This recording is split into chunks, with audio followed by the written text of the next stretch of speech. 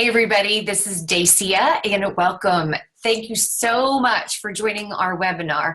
Now, this is the recorded version, so if some of you guys are watching this for the second time because you're on the live, you might be thinking, wait, why does she look different? Well, we had a little bit of a technical glitch, and so I am re-recording this for you. So as before, if you have any questions, please reach out to me personally. That's what I'm here for, but just thank you so much for joining us. So of course, today our topic is the 10 must-haves to get your B2B website to increase sales. And so we're going to give you really actionable, tactical things that you can do to use your website as a sales enabler. But I want to ask your indulgence for just a moment. Before we get going, whether you know a lot about websites or just a little about websites, I want you to put that aside and I want you to just think about how people make decisions. When you are making a decision, what influences you? What happens in your gut, in your heart, in those split seconds when you're sizing people up? That's what we're really talking about today, is the emotion and the humanity, the real stuff that happens inside here when we're making decisions, whether they are complicated and expensive decisions in the B2B world, or whether they're everyday decisions about whether or not you trust the person in front of you. That's really what we're talking about. What does it take for you to simply communicate that you are awesome? How do we put things in place that make people from a gut decision go, I like this company. I really think they've got something to offer and I want to take another step forward. All right. So a lot of times when we're talking about marketing and website and what you're awesome at, anytime I engage with a prospective client, I say, what do you want? And 9 times out of 10, what the number one answer is, of course, is I want more sales. Great. Let's go a little bit deeper though. Do you want bigger sales? So it's a financial more, or do you want more sales in regards to volume and awareness of your product out in the market? In regards to sales, do you want more sales from existing customers, or are you really looking for new business? Inside of those sales, how's your profit margin? Do you want more profitable sales? Do you want more qualified leads that really understand the value that you're bringing? And from your current clients, are you getting the referrals that you want? Do they really understand how to tell your story? Can you increase? Would you like more referrals? And for instance, what would it mean to you in regards to what do you want if you were the premier player in your industry? Would that make a difference in regards to referrals, reputation, and profit margin? How about influence? What if you were the one that was consistently communicating to the market and people started looking to you, whether it's competitors or prospects or current clients, wondering, I wonder what they think. I wonder what he or she thinks about this trend or about this topic. What if you were the one that set the bar? That is true leadership. And what would happen? What would it mean to your team and to you personally if instead of chasing business, every day you were consistently influencing, challenging, and improving the lives and the work of the people that your business serves? What would that mean to your business? Because we are talking, when we ask you, what do you want? What is on the table? When we talk about how you're being perceived, we're talking about meaning. We're talking about doing work worth doing and about the kind of legacy that you can and should have in this world, in this business world. That is what's on the table. We want you to understand that when we're talking about your website, we're talking about your mastery inside of the market. We want to show the truth of your organization to the greater audience, and we want that to propel your growth. We want it to come from here. All right. So we wanted to set a little bit of context for you because really we're talking about how are you being perceived? How are you being judged? Now, your website is supposed to anchor everything that we just talked about, everything that you want, every way that you show up in the world when you can't be in the room. It is a representation of everything you think, believe in, desire, want to do, and to show up as in the world. Now, for some of you, this might be making you uncomfortable. And you know what?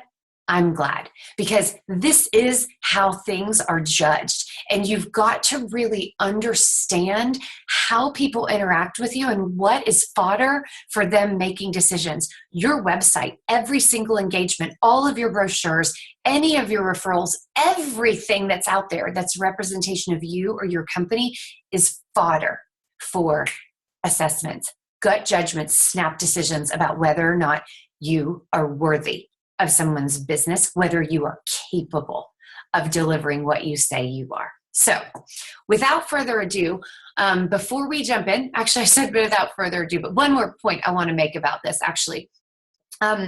What we end up talking about when we're talking about perception is the fact that for your prospects, they have one single experience with you. And that's challenging because for marketing and for sales, they're probably different functions inside of your company, right?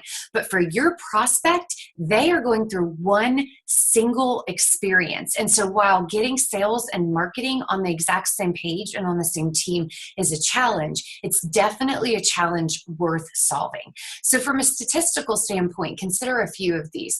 Forbes claims that 3 out of the top 5 reasons that businesses fail are related to poor marketing.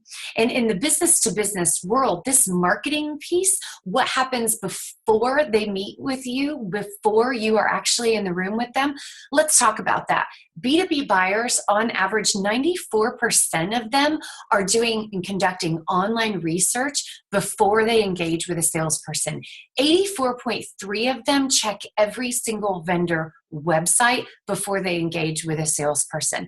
There was a study done of 10,000 B2B buyers, and it uncovered the fact that on average, B2B buyers are 70% of the way through their decision-making process before they ever speak to a human inside of your company. We're talking about this pre-decision information is where marketing needs to live, and it is influencing, powerfully influencing and directing their final decision. And so this really changes. The handoff between marketing and sales has got to be a smooth continuum because it already is for your prospects. So either you're implementing dissent and confusion into the sales cycle, or you are really showing a united front, and again, that you are worthy of their business. So that's what we are talking about, and that's what these 10 items are about, is about how your website should propel the sales conversation so that your people can be out there closing more business instead of chasing. All right, so let's go ahead and jump right in. What are the 10 must-haves to get your B2B website to drive sales? The first one is you have to have clarity about who your ideal audience is. It is one person in front of one screen looking at your website and reading your words and taking that information into account for their personal and selfish agenda and motivation that is going to drive their decision. And you cannot talk to an individual with generic blank information. You have to be very, very clear about who you're talking about. So let me give you an example. Let's take these 3 folks. Let's say that they are all on the leadership team of one of your key prospects, right? And they are talking about the same decision, the same product or service, right? And you are one of those options. So let's say the gentleman on the right with the red and white striped tie, he's the CEO. CEOs are very macro. They have a tendency to think really big picture. A lot of times their agenda is tied to things in the future that maybe their team is not even privy to. They are combining and looking at how all of these moving parts work. So they've got core values and initiatives that underline all of the other things happening, right? So that is their agenda. They might be accountable to a board or to another group of decision makers that have their own agenda. So he's going to be thinking about that as well. Now, if the woman in the middle is the CFO, now, of course, she's trying to walk lockstep with the CEO. However, her job is to manage the dollars and make sure the numbers work to accomplish his goals. So she's going to be much more analytical. She's going to be much more detail oriented, but she's going to really drive either ROI or cost cutting measures, something that again ties to her big initiatives and helps her achieve her personal goals inside of your product or service. Now, if the gentleman on the left is in operations, oh goodness, especially if he's an engineer, has some sort of technical background, he is going to be insanely detail-oriented. He's thinking about metrics having to do with productivity and output or throughput.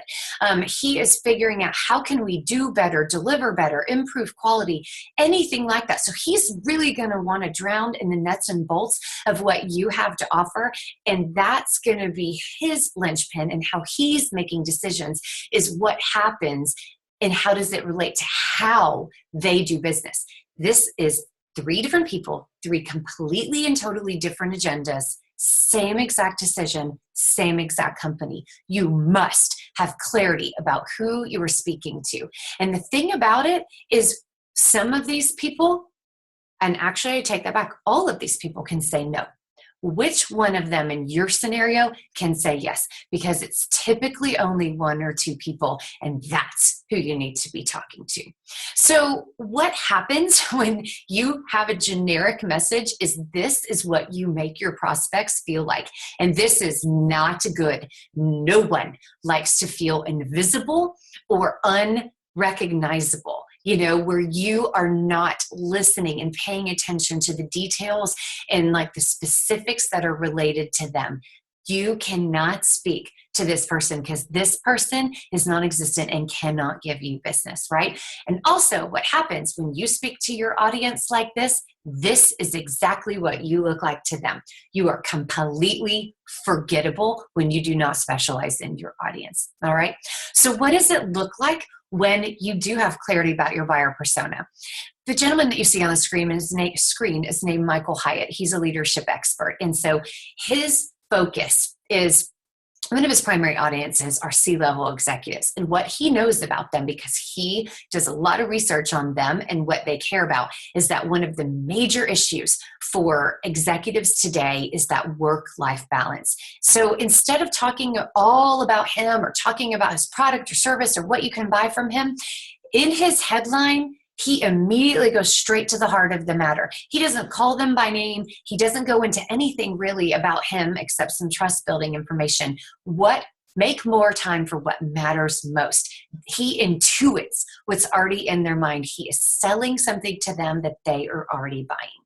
Here's another example. This is one of our clients, Fibergrate, and you can see 3 different buyer personas. And in the green area, you can see that this buyer persona really cares about cost and efficiency. In the yellow, this buyer persona cares about safety. And in the red, this buyer cares about innovation. If you try to talk about all of that to all of them, you end up sounding like Charlie Brown's teacher. Wah, wah, wah, wah. They already know the criteria they are making a decision about. You had better get clear about what that is and go ahead and assume upfront what they care about.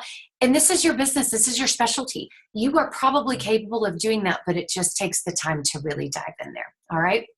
Number 2, do not drown them suddenly. Dazzle them slowly. What we're talking about is words. Everyone has this idea on websites that you have to tell your entire story, and it's not true. What we know is that on average, it takes 7 to 8 interactions with a company before they'll engage in a purchasing decision. So you only have to get 1 of those touch points right, or a couple if they hit your website multiple times, which is ideal. So you want to make sure that you're anticipating what they need in order to take a step forward to you. So read their minds, know them, and then have the discipline around your words and around your content. So how do we do that? Well, let's talk first about how people are engaging with your content so that we can tell you, so you can have some insight into why we make the recommendations that we do. The average adult attention span is 9 seconds. The average page view, if they're searching and trying to figure out whether they should be, is only 4.4 seconds. And on average, people only read 28% of the words on the screen. Now, an average web page, what these are related to, is just under 600 words. That means that they are only reading 1 tweet on each page they're on. 1 tweet. So can you tell your entire story, your entire scope of business in 166 characters? That's exactly what the 28% is. Probably not. I mean, I know that's a real struggle for almost everyone, including myself, to be able to say every single thing that you need to for them to make a decision and trust you in under 200 words. So what happens when they are on your website? Like, let's say that they know that you are a vendor that they're curious about. What's happening? Well, first of all, they're like, squirrel, the phone might be ringing, other things are coming in, people might come into their office. There's a lot of real life happening while they're on your website, and you need to be cognizant of that. It only takes 50 milliseconds, that's 0.05 seconds, less than the time it took me to do that, to form an opinion about your website. Also, over 90% of participants surveyed explained that design is the #1 criteria for determining the credibility of the words and content on your website. If the eyes do not like what they are seeing, they will not believe you. 0.05 seconds to judge whether or not they even want to listen to what you have to say. It takes them about 2.5 seconds to see the most influential content on your website. And so what I want to warn you about is influential content is probably not what you think it is. So what they think it is, what their eyes from heat maps tell us, is that they spend about 6.5 seconds on your logo. Food for thought there. 6.5 seconds on your main navigation, that makes sense. 6 seconds on your main image, again, that makes sense. We will talk a lot about images and the importance of them, but now you're starting to see that people give a lot of attention to the images in there. And then less than 6 seconds on your written content. Remember, a tweet, they're basically hovering on your headlines and anything that you have in bold. 6 seconds is how much attention they're giving your content, your words on your homepage. Low visual complexity, not drowning them, is attractive, and it allows people to want to read more and engage more because they are not overwhelmed. It is a noisy, busy world. You do not want to be a part of the noise. So, quick pop quiz for you. Think about your website or write down these questions for later on. What I want you to do is I want you to take a look at your homepage. And first, I want you to look at the images and think, is this about a specific buyer, or is it showing something about us? Are we talking about us too soon? Next, I want you to just step back to the point that you can't read the words. How many words are on the screen? Is it a lot visually? Is there just a lot of black and white words going on? Finally, and this is the kicker, I want you to look at your words and count how many times you used your company name in the beginning of a sentence or the words I or we. All right. So this is going to, and this is speaking to what we've already talked about, but it's especially kind of a peek ahead into what we're about to talk about. So your words need to be minimal and purposeful. And the really, really right way to do things is to show instead of tell. All right. The master of showing and of minimal visual complexity is Apple. Guys, they changed the world by minimizing what they did. They trigger curiosity and appeal and prestige by carefully controlling and anticipating what people want to see, right? Okay, so show instead of tell. Beauty sells. After all, these are the top 10 ways to get your business-to-business website to sell more stuff. The eyes are the gatekeeper to the brain, and the brain is where the decisions are made. Beauty sells. The eyes process images 60,000 times faster than text. So let me give you a demonstration. A plane figure whose boundary consists of points equidistant from a fixed point. What is that? Quick. Jeopardy message. Do, do, do, do. What is playing in the background? Anybody know? What if I had showed you this instead? It's a circle. You see, it takes time for our brains to process words. It takes almost no time to process images. It is absolutely critical that your images guide the experience and guide your site visitor into a deeper relationship with you. So some of you might be arguing with me in your head and saying, well, beauty is subjective. Well, how about we change the question into what is eye-catching? Okay, so let's use a little bit of science for that. First of all, and this is all pulled from research, the brain loves symmetry. Whether it is research and studies based on the human face, on architecture, on landscapes, on photography, on art, what we know is more often than not, people are attracted to and find symmetrical objects, symmetrical images appealing. Next, color. Color tells the story of emotion. Yellow is optimistic and warm. Orange is friendly and cheerful. Red is excitement. Red is passion or lust or love or danger or stop or caution. There is a really wide range of emotions with specific colors like red, and you need to be in control of the story that you are telling with your color. All right? Visual cues. People are immediately intuiting things about you. These are not small decisions. Remember, 6 seconds on your logo. Okay. Speaking of logo, shapes. People are influenced by shapes and they connotate different experiences. Round is warm, sometimes can be feminine. It is very comforting. It is symmetrical. So people really are familiar with round and they are drawn to round shapes. Square is stable. It's exudes strength and predictability. Okay, so something where people want to minimize risk. Squares are really, really confidence inspiring. Now, on the opposite end, triangles are really indicative of energy and innovation. Oftentimes they are associated with science or movement, okay? So what you say, I mean, especially in the Superman example, if it's upside down, that is not a stable situation. It's an exciting one though. So, I mean, if you are really forward thinking, a triangle or angles really might be more appropriate. People are allowing the visuals to influence their subconscious quickly. Okay, so while they are immediately telling a story about you, you need to make these pre-decisions carefully. One of the final ones is visual weight and hierarchy. So let's take a look at this. Just give you a couple of seconds. What is your eye automatically drawn to? So it's not a particularly beautiful page, and that is fine, but where do your eyes go? All right, well, let's look at some eye tracking studies done by TechWise. What we found, and this is really similar to what we were talking about with our statistics earlier, they were looked at the image, they moved over to the yellow button, the call to action, they dropped down to a secondary call to action, the blue button, and then back up to the top left, the headline. Remember, just a tweet, that's all they're reading.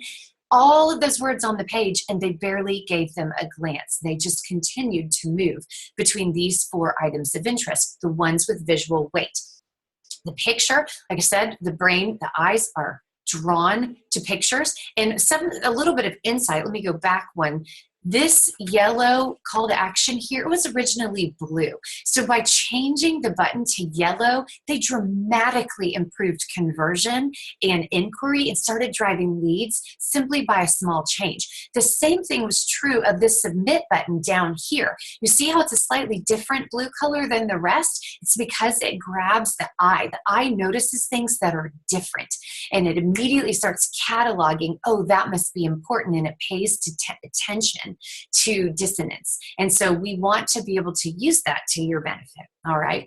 Okay, the final one, and I love this one. The eyeballs love people. In a study about the most memorable images, time and again, any image with people, and even close-ups of hands or the sides of a face, even just suggestions of people, even if you couldn't see their face, people, time and again, were the key to creating a memorable image and for people to begin telling their story and attaching significance to what you are saying. If you have product images, which we recommend, we're not saying don't show product, put some people in those pictures, all right? Super. Now, you go ahead and decide. This is how, we're going to pick on some of our vendors for just a second. We do business with all of them and they are all wonderful.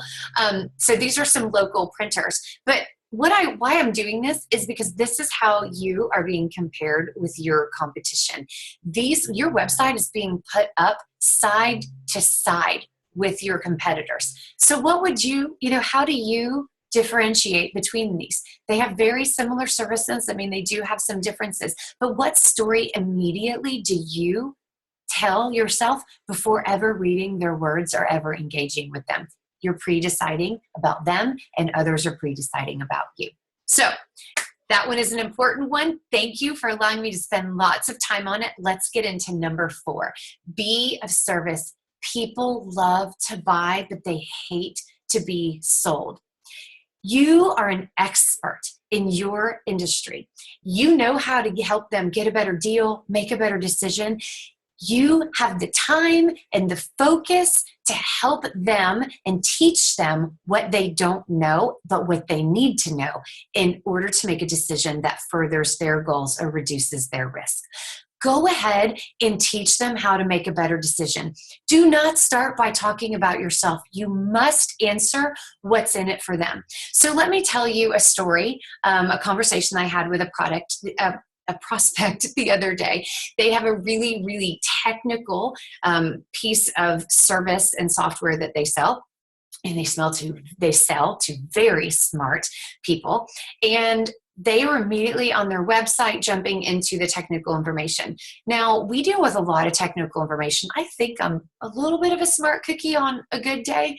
And after an hour on their website, it took me another hour on the phone call with him to understand what they did. And so the conversation went like this. After he gets through and I have a good handle on what they do, I said, so tell me, do your customers understand what you just told me in this hour-long conversation? No, that's kind of the problem. It's complicated. So they don't have a good handle on how to make the best decision. Not really. Well, who is in a position to teach them how to make a good decision? Well, I mean, we are in that position, but it's impossible to get meetings with these people. So if they're not meeting with you, then how are they learning how to make these decisions?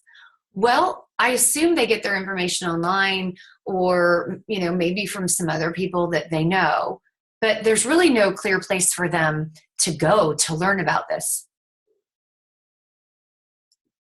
I think we just had a light bulb moment. I can smell the opportunity. It needs to be you. You remember all those statistics? 94% of business buyers are doing online research and are 70% of the way through their business decision before they engage with your salespeople. It's because they're learning on their own, and you need to be the teacher, because if you're not, your competitors are, and you may not even get a seat at the table. Every single business in existence was born from a desire to serve others, be of service, teach instead of sell, educate, help them achieve what they want to achieve. Now, in order to do this, you're going to be teaching some stuff, and they might think to themselves, I've really never thought of it that way before. Now we need to go ahead and move into tip number 5 and prove what you mean. Now, first of all, unless the statistic is shocking, we do not data dump statistics on your homepage. This is really a little bit more about your secondary pages, but use data. Excuse me, jumping ahead there. Use data. Make sure that you pull trends in third-party sources to prove that you know what you're talking about. It comforts people and it helps them take a step forward, because you're not just talking about yourself, you're teaching them about the things that they did not know. The second way to prove that you know what you're talking about is to use story. Now, it's really important. I nerd out on neuroscience, so I'm going to try to avoid going into too much detail, but the brain takes shortcuts. They're called heuristics, and we want to make sure that your website is using heuristics to help people make those gut decisions, because that is actually how the brain does it. And one of the heuristics, it's not really a heuristic, but one of the things neuroscience teaches us is that story is directly related to memory. Okay? So we remember things in the sequence of story, beginning, middle, end. We understand conflict, we understand transformation, and you need to tell stories, good and bad, all sorts of stories. A story can be told just by using the problem at the beginning of a story. You can tell it through video, That's kind of a giveaway. We're gonna be talking about that in a minute. There's so many different ways you can tell a story, but instead, this is typically what we see. We see lots of websites with words like quality and productive and strength, flexibility, customer service, superior, simple, easy, best, improved. Woo! Great words. These great words actually have a superpower, and that superpower is invisibility. These words make you invisible. We do not, as adults and business people, want the superpower of invisibility. That is for our kids, not for us business people trying to grow revenue and to serve the world in mastery, right? So, use video, show people's faces, allow your customers to tell their story, give examples of real people, paint the picture of the pain that they were in and the transformation that they went through after engaging with you, okay? Number 7, like I said, I kind of have given away a little bit of my steam. The video killed the radio star, and it is killing the words on your website because video dominates if you really, really want results. Now, we've pretty much talked about this, so let's check the boxes. The brain likes people, the brain likes stories, and the brain likes visuals. The video is all of these. Video drives longer page times, the amount of time they're spending on your website, higher click-through rates, 50% more memorable than written text, 86% higher conversion than a page with a call to action that does not have video.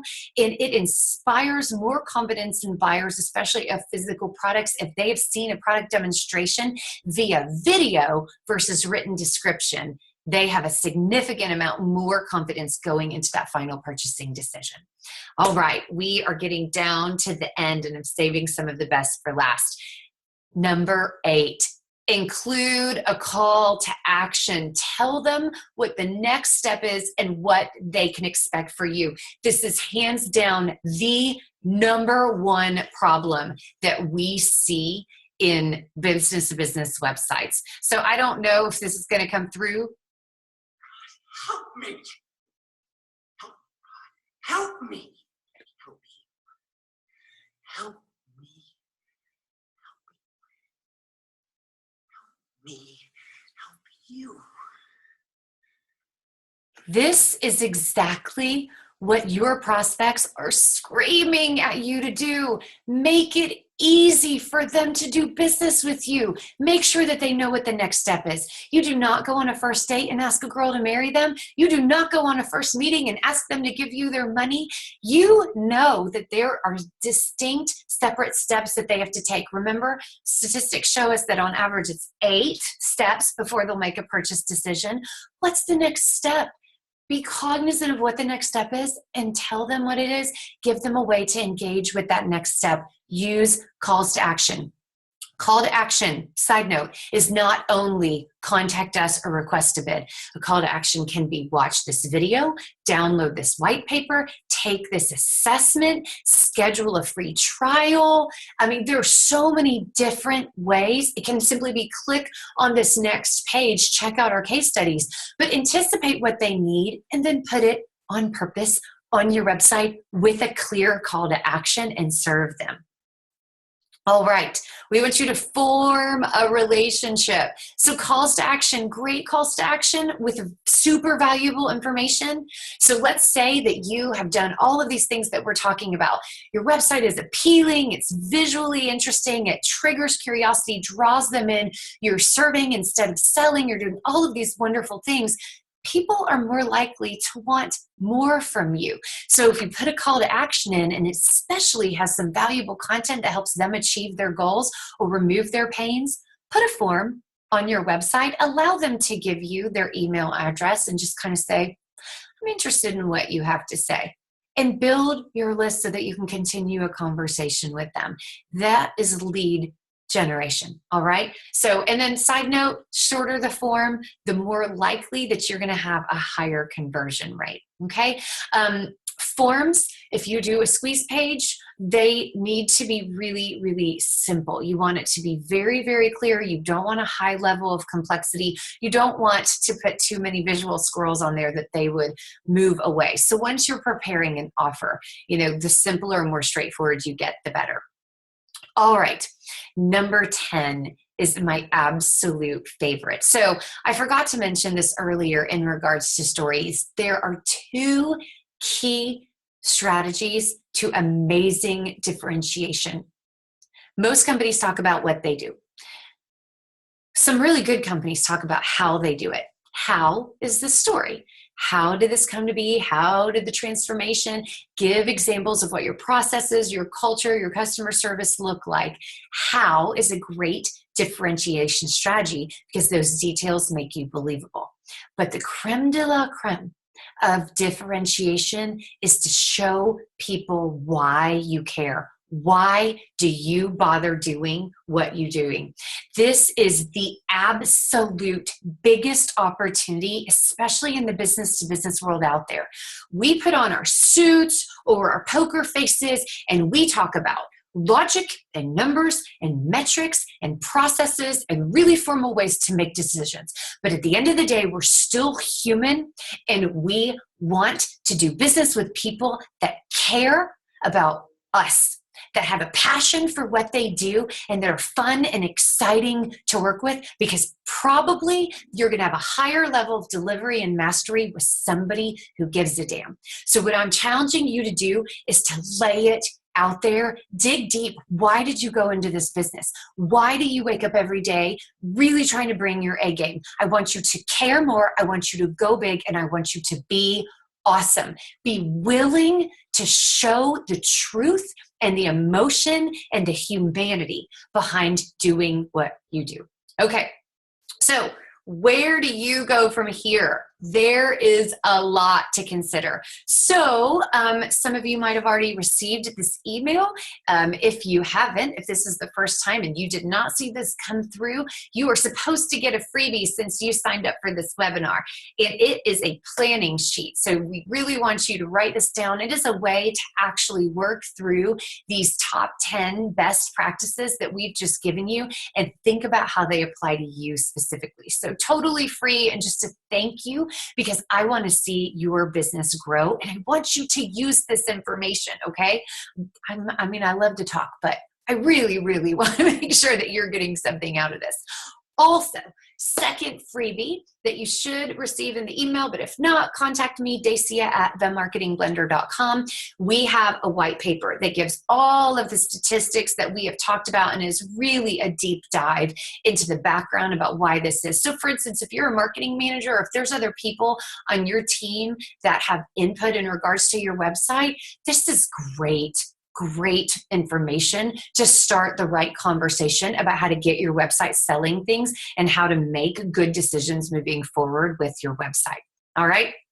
Okay, we almost never do these kind of offers. And so this is only running through February. So if you guys are watching this after February of 2017, sorry, check out our blog and see if we have some other stuff. But for the people that are on the webinar now, or we're on our live version, we are offering a 90-minute live training class for $97. So in the first 3 people that take us up on this offer, we will actually use your websites and your challenges. So you'll have a pre-session with me. We're going to use yours to actually work through how to implement this and the real changes that you can make to your website now to start driving sales and influencing how you're being perceived. All right. Oh, and I just said the first 3, and actually it's 2. All right. So if there's a third that sneaks in because I messed up this recording, I'll let you in. So just be okay. In order to sign up for this, you're going to want to contact Angie with our team, Angie at themarketingblender.com. You can see it right there. Okay.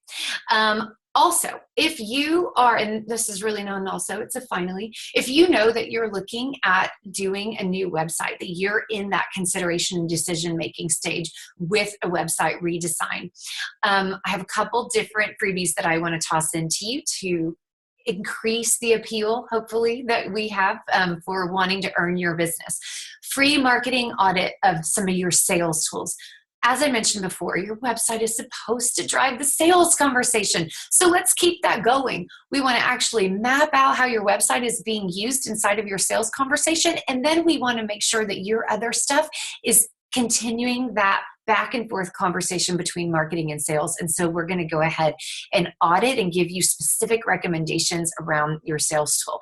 And also, and my director of operations is going to have a fit over this, you'll get $1,000 off your website. So the promo code is Mastery9 when you engage with us. Mastery9, write that down. And I don't think that's in the email, but I'm not sure. Or contact me directly at dacia@themarketingblender.com. And again, mention Mastery9. Okay, so we love feedback. The reason is because we want to make sure that we really are bringing you content. If you have questions, and we had some live ones, unfortunately they did not get recorded, but if you've got questions that opened up, please send those to me. I can write a blog about that. I'll know how to improve this webinar next time. I really, really want to be creating content that makes you more successful. Prosperity for all. All ships lift with the rising tide. Tell me, help you, right? Okay, also, I would love to engage with you in social media. I really do engage with my audience, and I'm very invested in your success. So look us up at Blender B2B. My personal one is at Dear Dacia.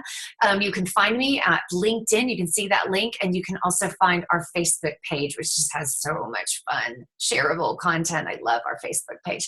So please connect with us, and thank you. Thank you so much. So onward and upward, go be awesome.